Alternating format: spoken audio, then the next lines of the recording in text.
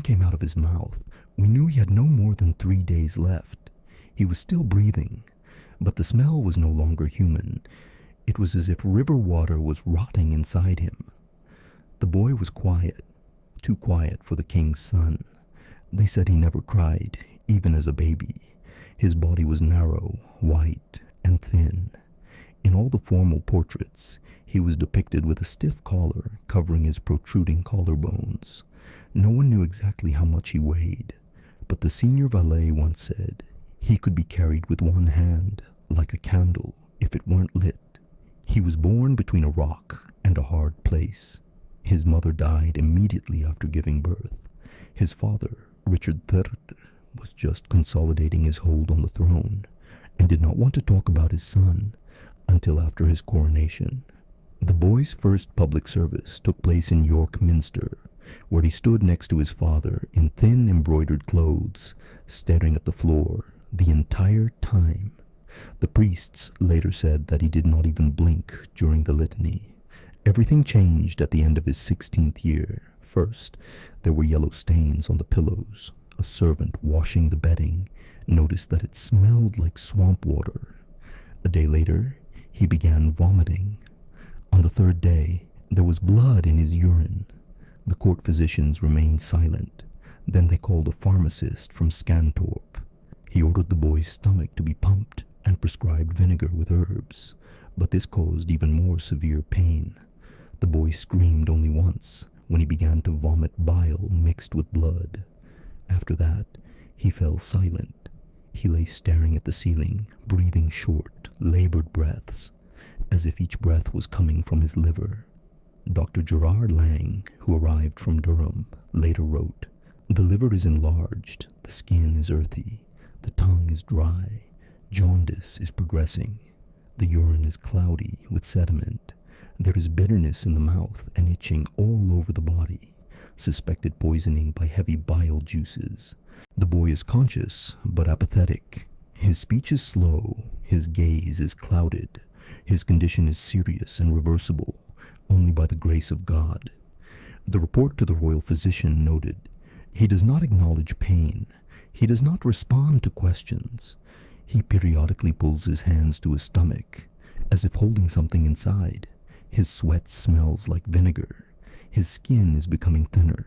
Veins are visible, like those of a dead man." By order of his father, the chambers were isolated.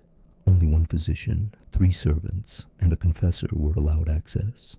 They were forbidden to light more than 2 candles, so as not to create heat. The room was covered with heavy fabrics. One of the guards later claimed, "We did not guard him. We sealed it so that what was inside would not come out." The servants began to fall ill. One went blind. Another developed abscesses in his groin. The third refused to eat and lay silently in bed, where he died. All 3 were carried out at night, without ceremony. The documents relating to their deaths disappeared. Only one private letter states, "They did not die quickly, but they were no longer speaking. Their lips were dark. One of them whispered the boy's name, even though he was still alive." The young prince himself stopped getting up. He lay there, unresponsive even to touch. His skin darkened. The whites of his eyes turned gray, as if covered with ashes. Swelling appeared in his groin. A cloudy liquid began to ooze from his anus. Then he began to vomit, and it smelled like fat. One of the doctors described it as bilious vomiting with elements of decomposition.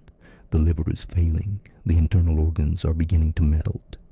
His father, Richard III, was already in parallel negotiations with France at that time. His son's illness threatened the line of succession.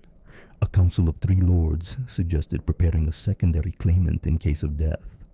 Richard refused. He ordered the archives containing any mention of his son's health to be closed. He threatened exile for spreading rumors, but the rumors leaked out. The courtiers began to avoid the corridors leading to the young prince's bedroom. The candles on those floors were almost never lit. Once, when a servant forgot to close the doors, the wind carried the smell to the balcony of the royal dining room. One of the distinguished guests said, "That's not a man, It's a swamp sewn into a body. Bloodletting did not help. Belladonna ointment rubbed into his temples caused convulsions. An attempt to smear his body with honey, as suggested by a herbalist from the county, led to abscesses. Leeches slid off his skin, as if they could not hold on. At night, the boy moaned, but not like a living person, silently, only with his lips.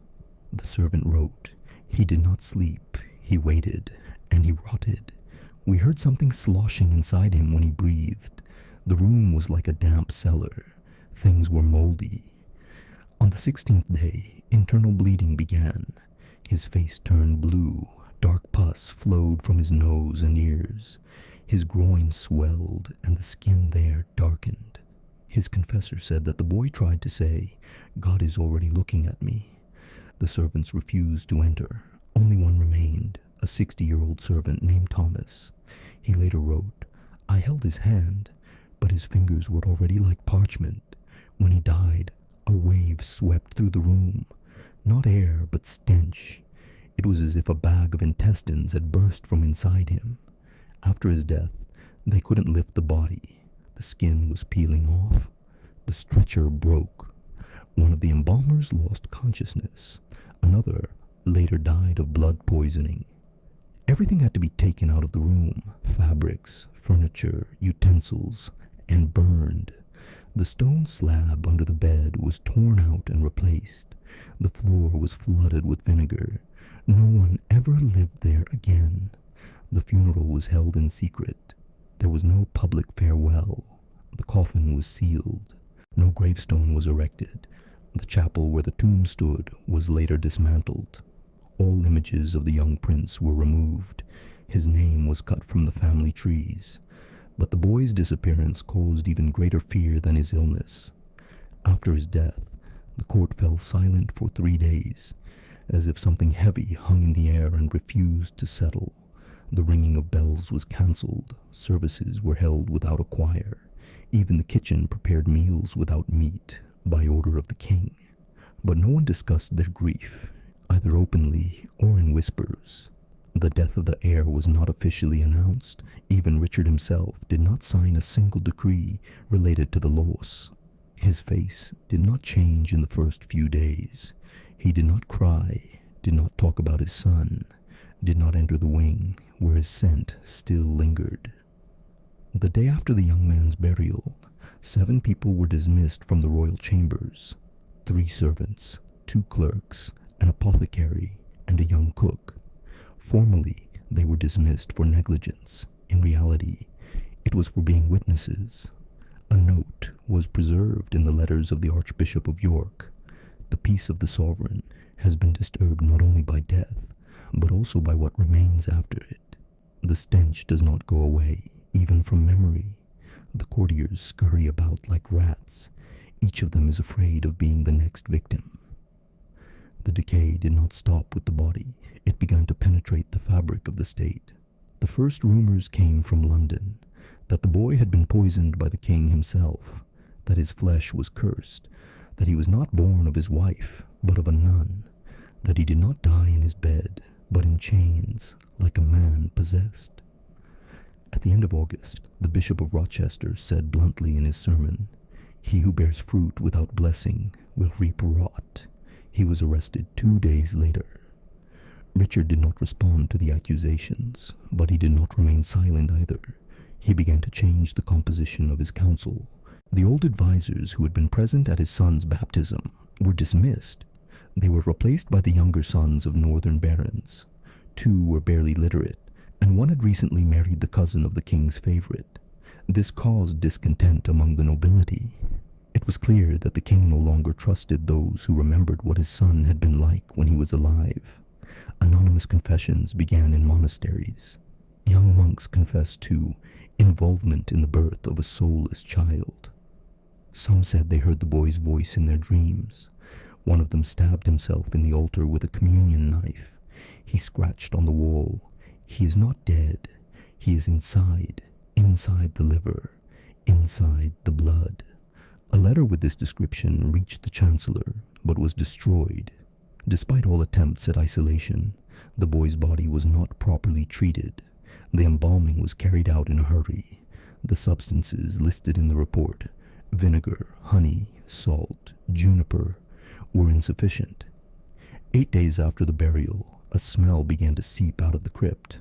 The guards on night duty complained of headaches and knocking from inside the stone floor. One of the soldiers later stated in confession, "I saw the earth breathing under the slab. It seemed to move like the skin of a dying man." The doctors who participated in the treatment of the young prince began to die, one after another. The first died of intestinal obstruction. The second showed signs of gangrene of the internal organs. The third disappeared on the road. The surviving Dr. Lang entered a monastery and refused to speak. Only one phrase was found in his diary, repeated 12 times. "I saw bile dripping from the sky." But worst of all, children began to disappear. First in York, then in Lincoln, then in Cambridgeshire. All of them were about the same age as the deceased prince. All of them were thin, with the same facial features described in the heir's youth. One of the surviving children said that at night, his brother, who was not there, came to him and asked him to drink water from a golden vessel. He was found with yellow foam at his mouth. Richard, who still had not publicly announced his son's death, began to deploy troops on the borders. The official pretext was unrest on the part of France, but those close to him said he was afraid that someone would come for his son, that the body would be found, that someone would open the tomb and show the world what was inside, or who. One private report addressed to the Chancellor reads, "The sovereign demands that the sarcophagus not be touched, under no circumstances, even if the smell reaches the church, even if the rats crawl through the corridors again." One of the night guards, a former soldier in Sunderland, later recounted, "I saw a child walking in the dungeon, alone, in a shirt, barefoot. He looked straight at me, but he didn't move, he just stood there. And then there was a smell, sharp, like from a gut stabbed with a spear. Then I realized he couldn't be alive, but he wasn't dead either." By autumn, the tension had become unbearable. The church began to demand official recognition of the deaths. Rumors of a curse spread throughout Europe. The ambassador from Castile left without explanation. The French side demanded confirmation of the purity of the throne's lineage. The court protocol officer wrote, "Silence became poison. It rots worse than the body. There are no words, only gestures. But everyone knows there is a smell, and it is impossible to hide." In October, a fire broke out in the castle. The south wing burned down. It housed the prince's clothes, books, portraits, and personal belongings. No one was hurt, but it took until morning to put out the fire. They didn't try to rebuild the building. The stone had cracked. People said that it was not the will of men that caused the fire, but the will of someone who should not have lived. The fire in the south wing was a turning point. For the first time since the prince's illness and death, the king ordered that people speak openly, not about him, but about the consequences. He demanded a report from the court alchemist, the monk Anselm, who had been allowed to see the dead body when the coffin was sealed. The monk did not want to speak. He refused food and remained silent until he was shown the prince's ring, which had been removed from his swollen finger before the funeral. Then he wrote down his testimony. The skin on his stomach was stretched like a drum, but it wasn't stiff. It was soft, like the skin of an overripe plum. When the coffin was opened, he wasn't inside. His face was there, but his mouth was stretched, and his jaw was broken. His eyes were sunken, but not blind. His eyelids moved. Something like dark saliva was flowing from his ears, and the smell was warm and meaty, like the entrails of an animal. We put copper at his feet, and it turned black within an hour. The original document has not been preserved. A copy is kept in a closed archive in the Durham Library. Access to it is restricted. However, there is a reference to it in the records of a later investigation initiated after the king's death.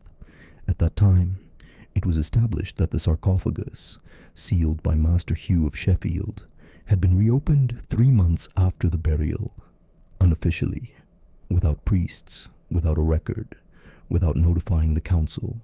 The servant who assisted in the opening later disappeared. Before that, he complained of itching in his lower abdomen, and that he felt as if something was scratching inside him. He was found dead by a stream. His body had ulcers, the same yellow color, the same smell. An entry in the private notebook of the monastery doctor read, "Movement was detected under the skin on the thigh. The incision caused pus to ooze out with bubbles. Inside were larvae. One of them had remnants of teeth." Unbelievable! After these events, access to the tomb was completely forbidden. The floor leading to it was covered with lime. The steps were bricked up. The prince's name was permanently removed from the family tree. But this did not stop the decay. Richard became isolated. He slept little, spoke quietly, and ate only food prepared in front of him. He trusted no one. Even the king's wife complained to her confessor that he woke up every night screaming. Once she woke up to find him staring at her and whispering, "You have his eyes." After that, she was taken to a convent for spiritual treatment. A split began in the council. The elders demanded explanations. The younger members wanted to purify the castle. One of the bishops suggested an exorcism. 2 suggested transferring the body to another land. 1 suggested burning it. All proposals were rejected. Richard forbade even the mention of his son's name on pain of death. But the name returned. Inscriptions appeared in charcoal on the walls of cathedrals. He is not gone. His liver is rotting, but he is breathing. The boy is moaning. In one of the schools in Lincoln, the children refused to study, saying, "He is standing at the door." Teachers found blood on the desks. In a church in Bury, one of the ministers saw a candle light up without a flame, at the tomb where the prince had prayed as a child. An internal movement against silence began. Several courtiers began corresponding with the bishops of France. Letters appeared in which the death of the heir was interpreted as punishment for incest, godlessness, and pride. One of the denunciations sent to St. Albans contained a direct accusation. The body rotted from within, because it was not blessed, because the king rejected the church, because he himself cursed his own blood. At the same time, ritual purifications began. By royal decree, processions with ashes and urine were held in the vicinity of York. People were forced to pour vinegar on the castle walls. A treasurer was stationed at the gate, who paid for each person who read psalms in the direction of the sarcophagus. One of the scholars who came from Brittany wrote, "I saw old men washing the stone as if it were skin. They were crying, but not from grief, from fear, and they knew it was useless. The stone was rotting like the body beneath it. It was not a disease, it was not decay. It was the living rot of faith." 6 months after the prince's death, a riot broke out in the royal chancellery. One of the scribes locked himself in a room and burned all the documents that mentioned the prince. After that, he drank poison. Before he died, he managed to write 1 sentence on the wall. He died inside, but now we are outside. In the spring of the following year, King Richard III left the castle for a whole week for the first time. He went to Wells, ostensibly for negotiations with the clergy, but in reality to get away from what continued to stink inside the royal residence. According to a report by Lord Chalfort, who guarded the inner chambers 8 months after the prince's death, in the corridor leading to the sealed crypt, dark moisture appeared on the wall, exuding a sour, greasy smell. The stone cracked. Rats reappeared. Several soldiers left their posts, complaining of suffocation and headaches. One of them wrote on the inside of his helmet, "He's still down there, and he's gotten bigger." None of these facts were officially recorded.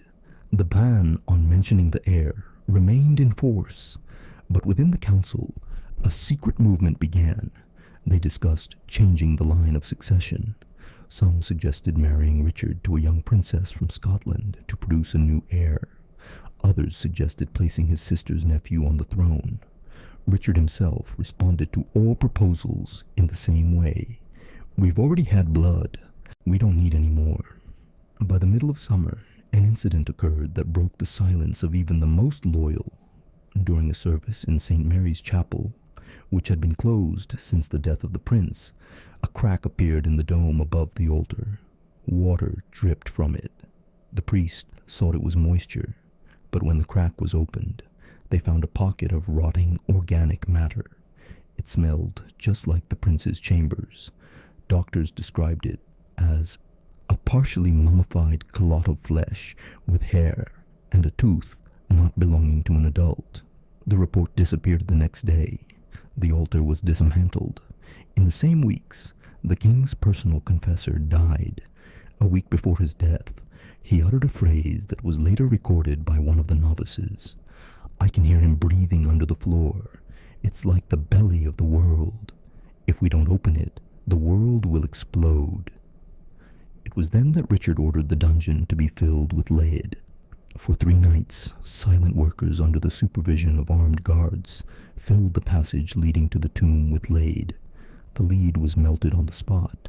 The work was carried out wearing masks. 5 workers soon died.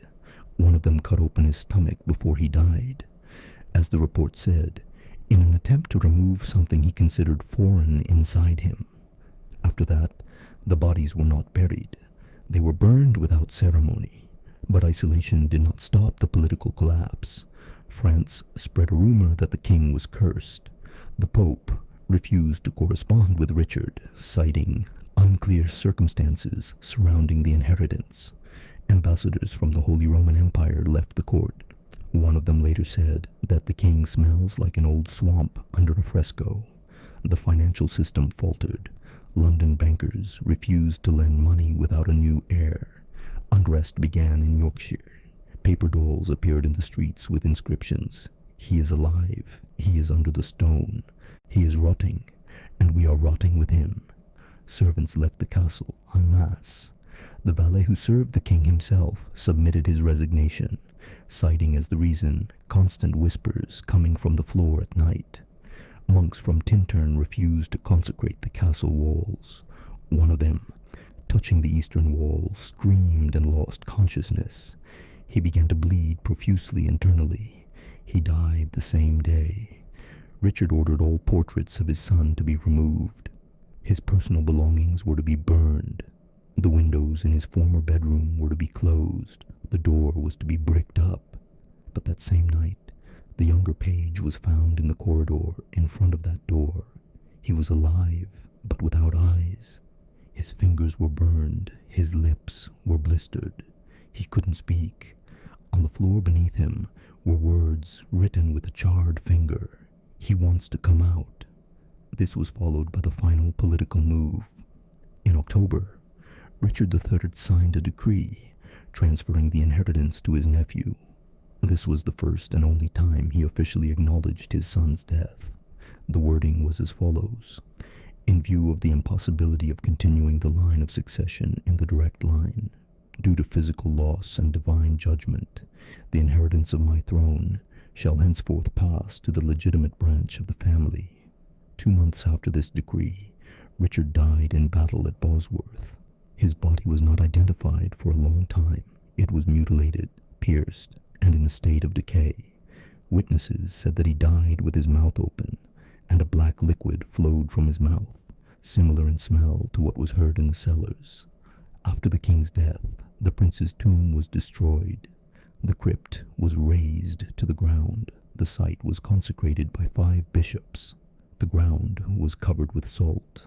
But in some documents from the beginning of the next century, records began to appear again. One of the records, made in the monastery of St. Kevin, reads, "When the floor opened during the service, steam came out of the crack. It smelled like a body, not dead, not alive, but a body that had been inside for too long."